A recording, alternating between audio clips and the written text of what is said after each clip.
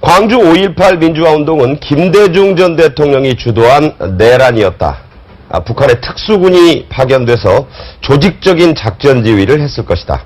네. 이런 주장으로 5.18 유공자들로부터 명예훼손 혐의로 고발된 보수농객 지만원 씨에 대해서 최근에 대법원이 무죄를 선고했습니다.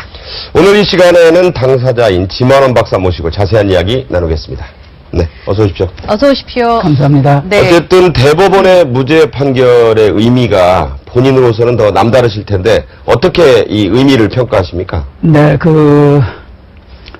일반 언론들에서는 제가 표현한 글이 5.18 단체의 명예를 훼손한 글이다. 네. 이렇게 표현들 합니다. 그런데 그거는 명예를 훼손하기 위해서 쓴 글이 아니라 네. 상당한 연구와 근거를 가지고 네. 역사관을 5.18에 대한 역사관을 표현한 거다. 근데 그 역사관에 대해서 법원이 유죄를 때릴 수가 없지 않습니까? 그러니까 이제 1997년도에 12.12.5.18에 대한 역사가 뒤집혀졌습니다. 네. 또 2003년도에 4.3 역사가 또 뒤집혀졌습니다. 제주도. 예, 예. 네. 그래서 이 두 개의 뒤집혀진 역사를 바로 잡기 위해서 예. 제가 한 10년 정도 역사 공부를 했습니다. 네. 근데 뭐냐 하면은 1996년 7년에 이제 역사 바로 세우기 재판이 있었는데 수사 기록하고 재판 기록이 전부 18만 쪽이라고 해요. 예, 엄청나고. 대한민국에서 18만 쪽을 고무골무로 끼고 6년 동안 해서 다큐멘터리 역사책을 이거 사자가 있지 않습니까? 네네. 수사 기록으로 본 12.12와 5.18. 네. 요게 1, 2, 3, 4권 1720쪽이고. 네. 이것이 분량이 너무 많아서 요거를 이제 압축해달라 해서 요거를 압축한 게 상하권이 이제 있고. 9권으로 하셨고. 예, 그러니까 총 6권을 했고. 네. 그 다음에 요 책은 뭐냐 하면은. 솔로몬 앞에서 노 예, 북한에서 발간된 대남공작 역사책들을 네. 전부 분석을 해가지고 예. 5.18 광주에 절대로 북한 특수군이 왔다 하는 것을 증명한 책입니다. 그러니까 네. 요거 하고 그 다음에 또 마지막으로 이 2003년도에 이제 뒤집혀진 4.3 역사책. 네. 여기에 이제 이 표현이 지워지지 않는 오역의 붉은 역사 제주 4.3 반란 사건. 예. 이것이 제가 4.3 사건에 대해서 내리는 사관입니다. 네. 예, 역사관이죠. 역사관이다? 예, 예. 네. 그래서 이런 역사관에 의해서, 그래서 제가 그걸 표현한 것이지, 예. 그냥 명예훼손 차원에서 표현한 것이 아니다. 그래서 이제 대부분의, 이 판결이, 1, 2심 판결이 이제 전부 이제 무죄로 나왔는데, 네네. 그 의미는 이제 뭐냐 하면은, 이제까지는 5.18이 민주화 운동이다. 근데 그 민주화 운동이라고 하는 개념에 반대되는 이야기를 하면은, 네. 5.18 단체들이 서울에까지 와서 린치를 강하고 폭행을 강하고 이랬어요. 네. 그 다음에 광주 검찰이 그냥 데려다가 광주로 데려다가 서울 사람을 광주로 데려다가 또 광주 재판사들이 이제 재판을 해가지고 광주 구치소 네. 구치소에다가 이제 가두고 뭐 이런 행동들을 했습니다. 2002년도만 해도. 예. 근데 이제 지금은 이런 과격한 다른 사람들한테 들릴 때는 과격하게 들릴지 모르는 역사관이지만은 네. 이렇게 표현을 해도 이것이 범죄가 되지 않는다. 그러니까는 이제까지 5.18에 5자만 거론을 해도 이제 머리를 쪼개놓는다, 도끼를 가져간다, 이런 험한 얘기가 이제 들렸는데 지금은 이제는 그렇게는 못한다. 그러니까 5.18에 대한 언론의 자유, 표현의 자유가 이제 마음껏 확보된 것이다. 네. 이렇게 의미를 부여하면 되겠습니다. 알겠습니다. 그러니까 대법원에서 내린 판결은 특정인을 지칭하지 않아서 명예훼손으로 보기 어렵다. 이렇게 원심을 확정했다고 뉴스가 나왔는데요. 그런데 만일에 1심 재판 판사들이 3번 바뀌었어요. 아, 그렇습니까? 두 판사는 기피했어요. 나 이거 못하겠다. 사건 자체를 회피했다. 회피했어요. 네. 그 다음에 이제 마지막으로 이제 합의부가 구성이 돼서 이제 했는데, 이거를 2년에 걸쳐서 15번을 했어요. 근데 첫 번째, 1심 재판장이 하는 소리가, 피고인은 지금 이 불구속 상태에서 재판을 받고 있습니다만은, 네.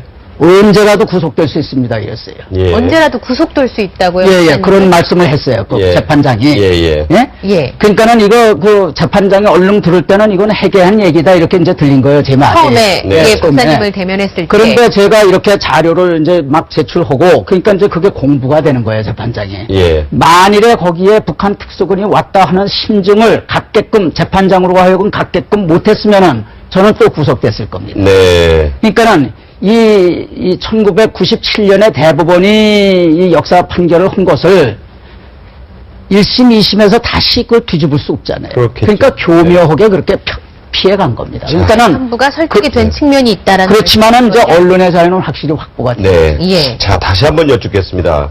트위터를 통해서도 계속 그런 그 글을 좀 쓰고 계신데 두 가지 포인트잖아요. 5.18은 김대중 전 대통령이 일으킨 내란 사건이라는 부분하고 하나하고. 두 번째는 북한 특수군이 광주에 내려왔었다고 절대적으로 생각하신다는 부분인데 두 가지. 자, 예. 근거를 좀 그러니까는 이거를 읽으면은 네.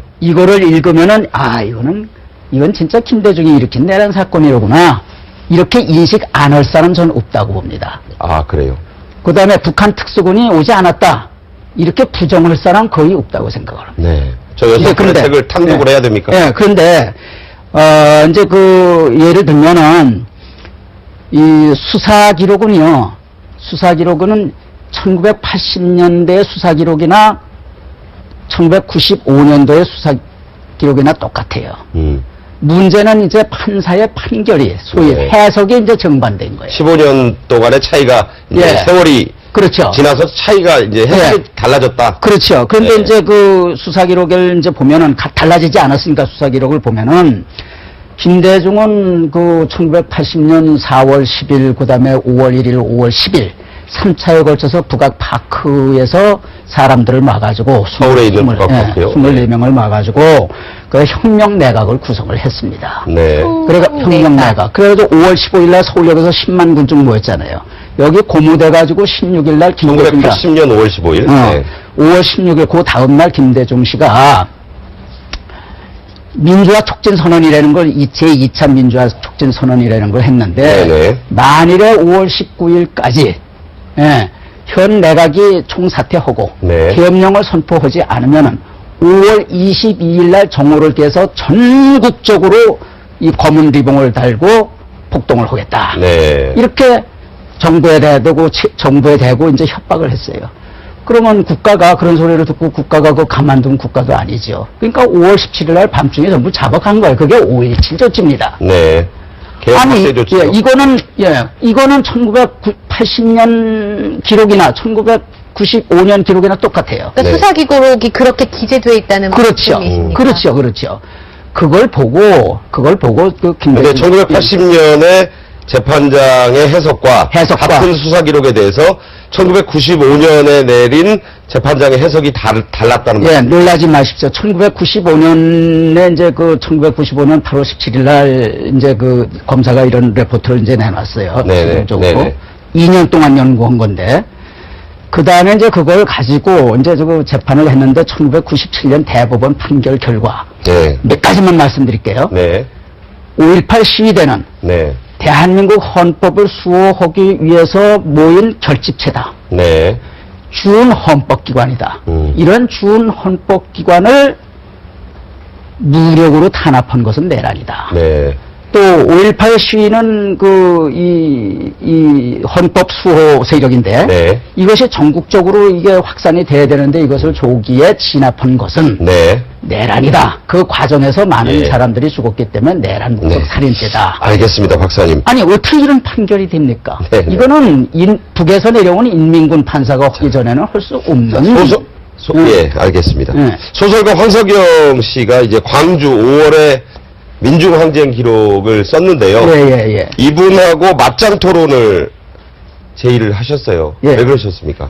이게 황석영이 1985년도에 쓴 책입니까? 책이에요. 네, 지금 광주 5월 민중항쟁 기록. 예. 어둠을 넘어 예. 시대의 어둠을 넘어. 유명한 책이죠. 풀빛 예. 천사. 이 책이 무슨 책이냐 하면은 이거 북한에서 발간된 책입니다. 이거 대입인데. 조선노동상 예, 출판사. 이게 대입인데. 광주의 분노요. 예. 이거하고 그다음에 1982년도에 조국 출판사가 발행한 책인데 주체의 기치 따라 나아가는 남조선 인민들의 투쟁. 그 북한 조국 통일사. 예, 이게 대남공작, 1982년. 예, 대남공작 역사책입니다.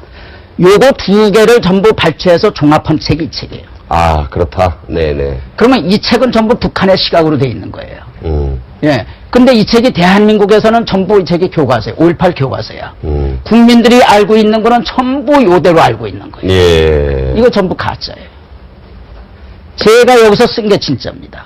그러니까 맞짱 토론을 해야 되죠. 그러니까 맞짱 토론에 어떻게 황성희가 이런 북한 책을 베껴가지고 이걸 쓸고 있고 이것이 전 국민에게 5.18에 대한 교과서가 될 수 있느냐. 네. 그 다음에 두 번째, 황석영 씨가 1989년부터 91년 사이에 윤희상하고 같이 북한을 갔어요. 김일성 초청. 방북했었죠. 예, 윤희상하고. 뭘 했느냐 하면은 북한이 5.18 영화를 만들어. 우리는 2007년에 화려한 휴가를 만들었지. 예, 예. 네. 거기는 1991년에 상영이 됐어요. 북한의 5.18 영화가. 북한판 5.18 영화. 예. 네. 그게 이제만 님을 위한 교양시야. 아, 그 시나리오를 황석영이가 썼고, 네네. 그 배경음악을 윤희상이가 깔았는데, 네네. 그 배경음악이 뭐냐? 임을 위한 행진곡이에요. 네. 예?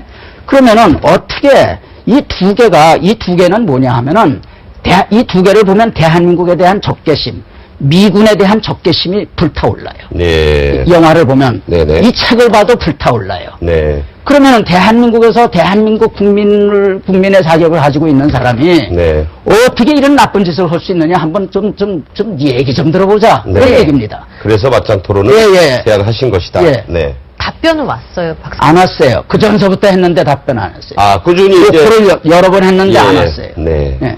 한번 그 토론이 성사돼서. 좀 해주십시오. 예, 뭐 정말 사실관계를 가지고 한번. 그러니까 국민들에게 사실관계를 가지고 예, 예. 엄밀한 사실관계만 가지고. 아유, 얼마나 좋습니까? 네네. 예, 예. 알겠습니다. 예. 그런 자리가 한번 마련됐으면 좋겠습니다. 감사합니다. 네. 네. 지명원 박사 모시고 말씀 나눴습니다. 고맙습니다. 고맙습니다. 아이고, 감사합니다.